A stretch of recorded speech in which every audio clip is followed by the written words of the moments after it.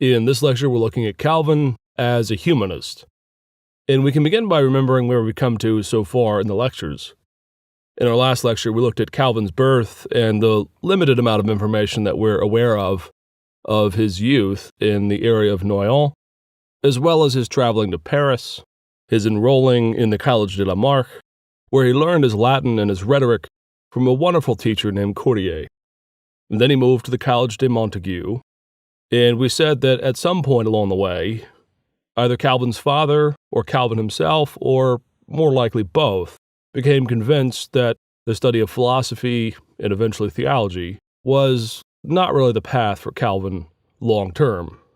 And so Calvin moved from the study of philosophy and eventually theology to the study of law at the University of Orleans. Now again, we've said before that we're trying to figure out what is going on here.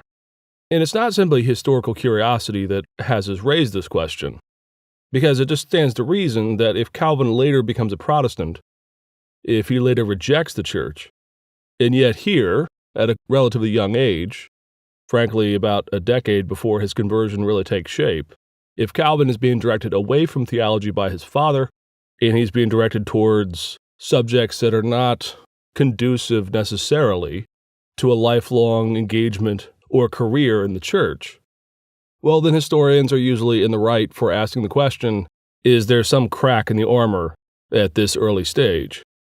And the answer is we really won't know. The two biographies that we've mentioned of Calvin's life give us two separate answers. In fact, they give us three separate answers, because Beza gives us two different answers in two of the different editions of his life of Calvin. Beza says in his first edition that Calvin transferred out of reverence for his father.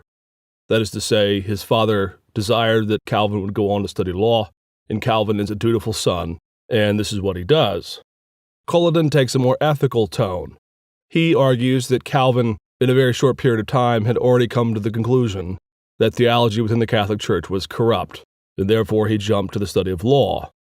Beza then writes another edition of his life of Calvin, greatly expanded and nuanced. And in this one, he argues simply that Calvin and his father changed their mind, that a life of theology, of service in the church, of a number of different varieties, was not the path for him, and so instead he chose the study of law.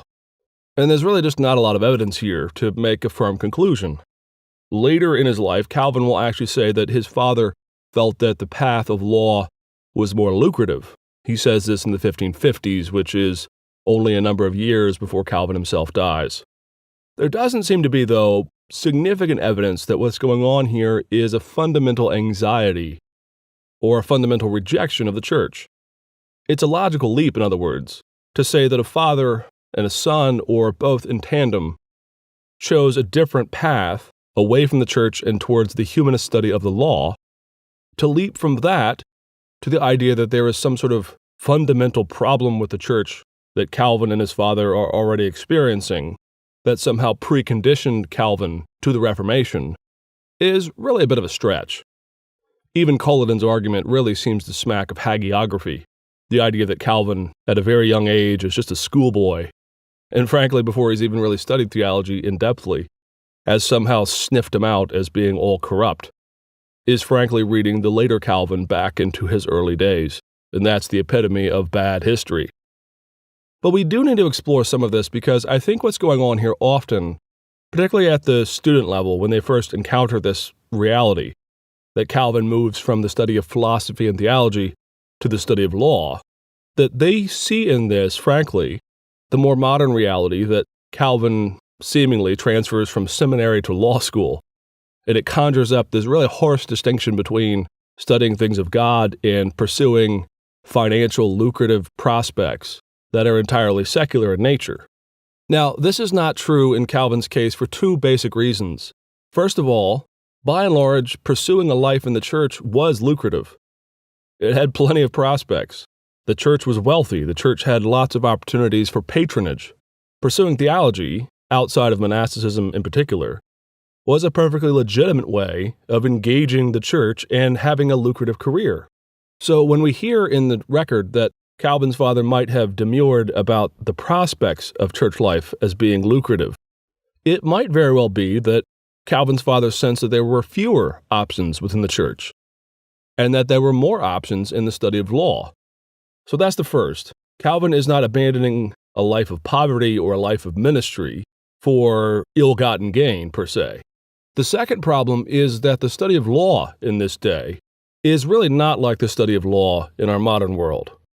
It has some analogies to be sure, but the study of law in a world that is still relatively united in terms of the sword of the state and the sword of the church was in some ways, at least according to the modern mind, really engaging with the higher level of society from just the other direction. Again, we've already seen this in Luther's life. The relationship between church and state was one that was entangled. Lawyers were very much part and parcel of the life of medieval Christendom. And though they might be engaging the world from the political arm of the world, that is not to be interpreted as some sort of secular ill-gotten gain that is antithetical or relatively opposed to the life of the church. And more importantly, as we're going to see in this lecture and in our next lecture, the study of law throughout France at this time was one of the principal avenues for the study of humanism. And some of the more principal theologians and exegetes and Protestants as well as Catholics that come from France in the 16th century come out of this world of the study of law. And as we'll see in these lectures, this one and in our next lecture on Calvin and French humanism, what we'll see is that Calvin comes from a very specific context of the humanist method and of the study of text and the classics, and in particular of scriptural reasoning. In fact, in many ways, the study of law is really more just another way of attacking the classics. And that is because the study of law itself comes from the Roman judicial laws and the study of the classic past as the foundations of the modern legal system in Calvin's day. And so someone transferring to the subject of law knew that they were transferring to a different domain and to a different set of organizing principles per se, but they would not have interpreted this as a fundamental rejection of the Catholic Church itself.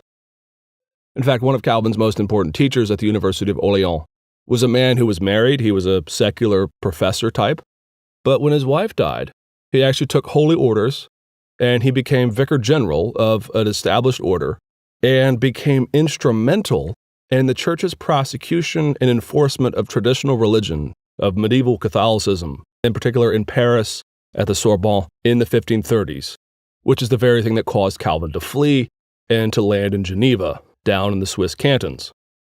So the way you have to see this is that law and theology, church and state, are permeable worlds. They're not antithetical, it's not sacred secular in the modern sense of those words. Rather, it is two ways to serve God and two potentially lucrative paths.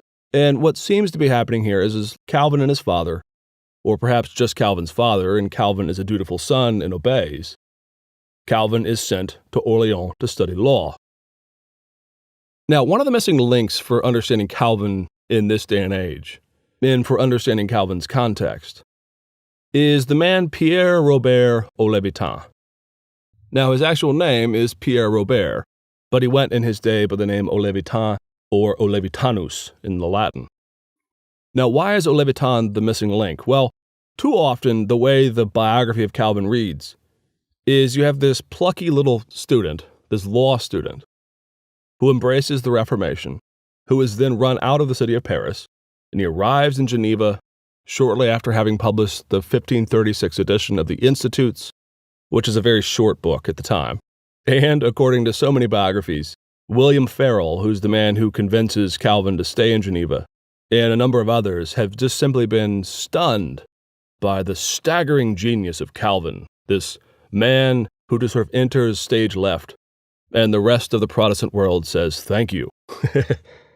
Now, I'm not trying to diminish Calvin's importance, but in his early days, Calvin was the younger brother. He was the younger figure on the scene. So how then did William Farel hear of Calvin? And how did Calvin get plugged into the Swiss Reform movement?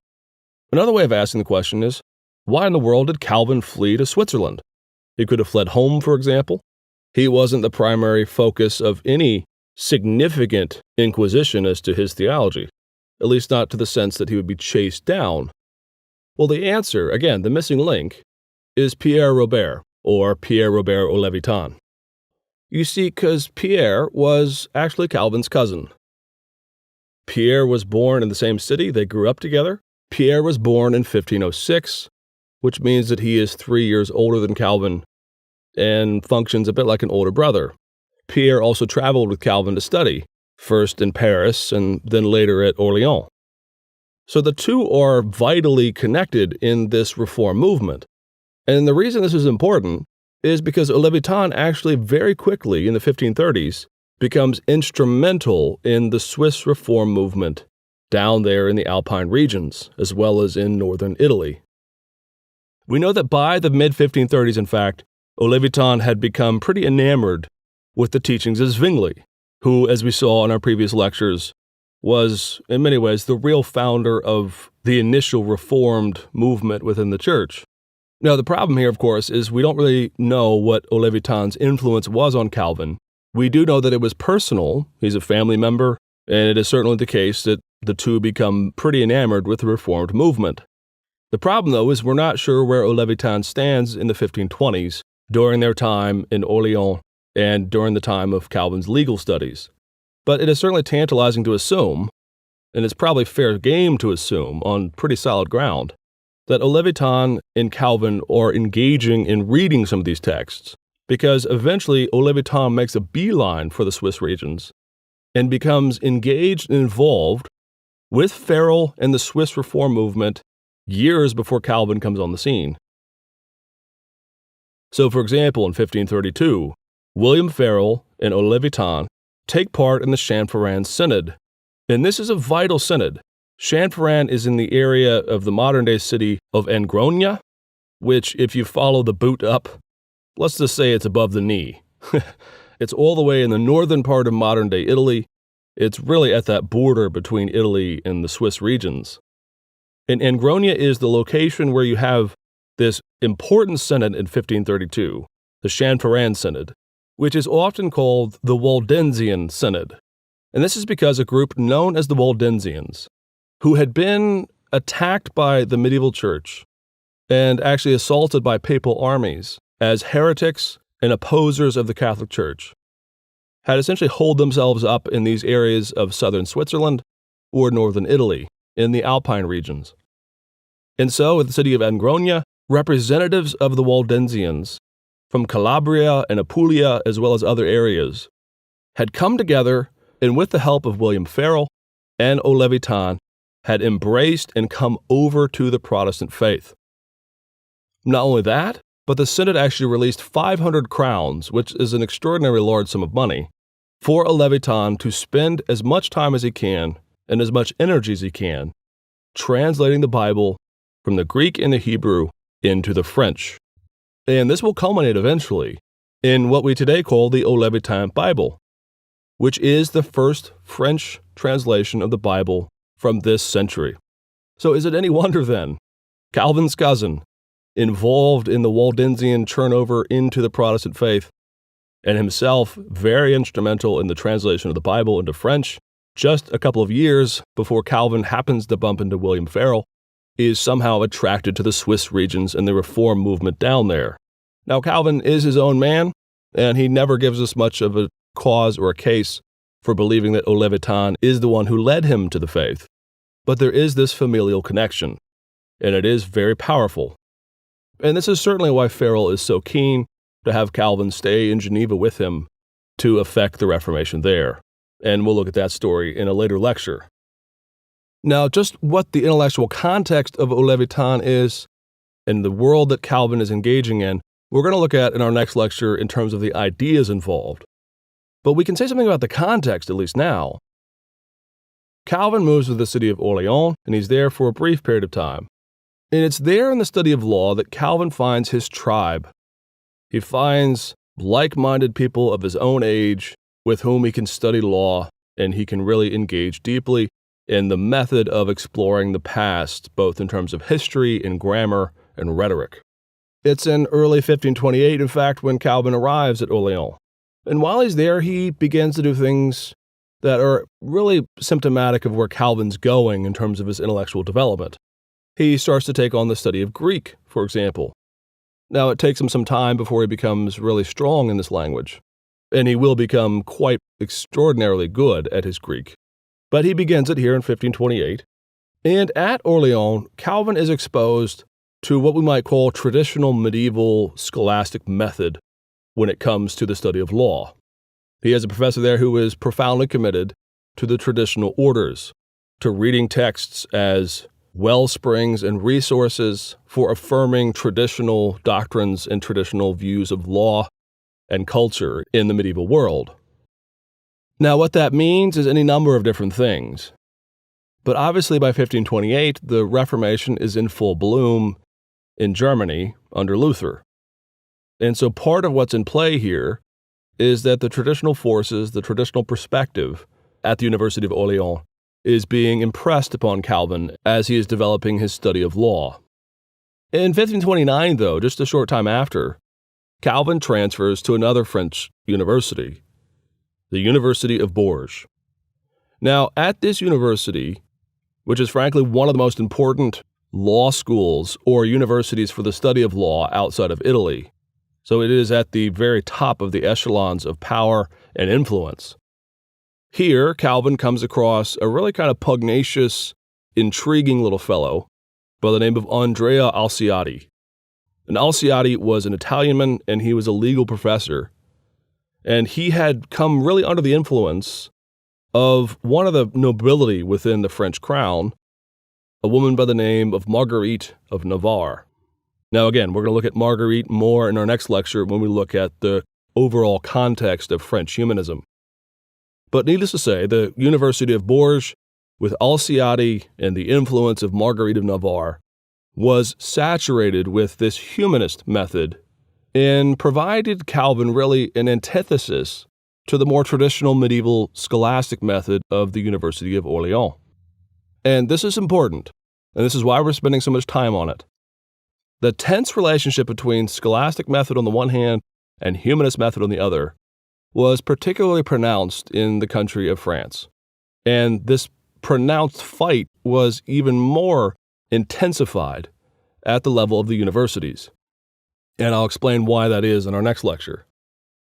But Calvin here, immediately, between 1528 and 1529, really on the eve, you might say, of his conversion to the Protestant perspective on the faith, is being put really on the horns of a dilemma to help determine where he is coming from ultimately in terms of his perspective on traditional scholastic categories and tools for engagement, and the newer French humanism, which had pervaded all types of things from the study of law to the study of theology to the study of the very classics themselves.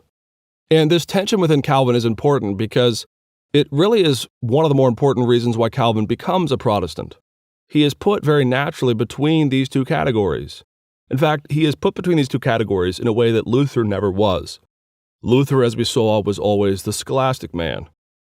And he embraces some of the humanist perspectives later after his excommunication, in particular the study of languages for translation of the scriptures. But Luther always remained something of a scholastic man. He was always a dialectician, always a man who was ready for an argument, but not necessarily ready for long historical grammatical exegesis of a text. He's more of a systematician, we might say, in our modern language, than a biblical theologian. Calvin, during his education between 1528 and 1530, is being put to the point. And we see this actually because in Calvin's first printed work, the first time he put his pen to paper and it came to print, Calvin is actually asked to somewhat referee this question. One of Calvin's old buddies from his days in Orleans and beyond was Nicolas Duchemin. And Duchemin had, just like Calvin, studied at the University of Orleans, and he had studied as well at the University of Bourges. Alciati was just that much of a lightning rod that a number of people went to study with him. And Duchemin, with Calvin, as well as some of their other buddies, had gone down to Bourges in order to study with Alciati. Well, Duchemin at this point, in 1530 and 31, had sat down to write a tract excoriating the methods and the haughtiness of Alciati. And the book would be published by the title The Antipologia, which in its longer title is that it is an anti-apology, or a critique, we might say in modern English. of the method and the style and the conclusions of Alciati. And Duchemin takes the more traditional scholastic opinion on things. And, reaching for his buddy, he asked Calvin to write the preface to this book. Well, the book is published on the 6th of March, 1531. And again, this is the first time Calvin's writing, the first time his own words are put in publication for print and purchase. And what's so important about Calvin's preface here is not that it really tells us much of where Calvin's going to go as a reformer, but it gives us a hint or a clue as to the context of the world that Calvin is living in. Because here his good friend Duchemin has taken sides. He has chosen the scholastic method, more of a systematic method, and he has rejected Alciati with his more humanist style. Well, Calvin in the preface, really not helping his friend out much at all, actually plays the referee.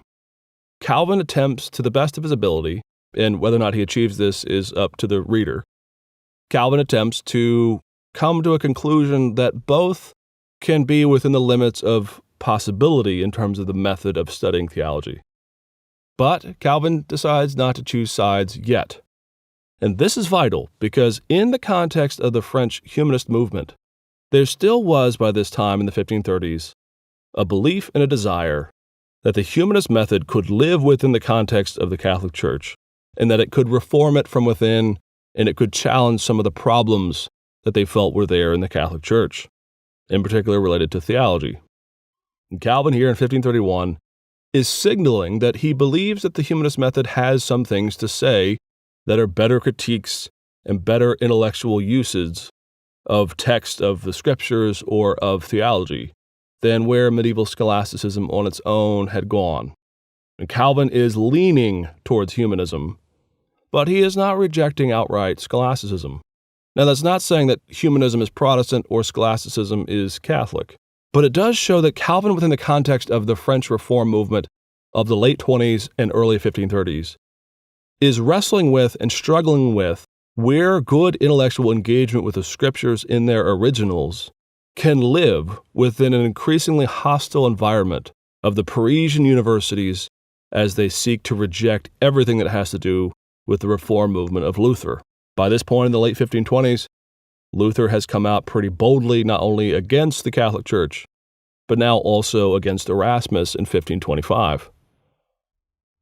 And so increasingly, humanists in France like Calvin are being asked to choose and are being urged to figure out where they fit within this increasingly polarized spectrum between Protestantism on the one hand and its commitment to the scriptures in the originals, and the more traditional medieval scholastic approach of places like the University of Paris.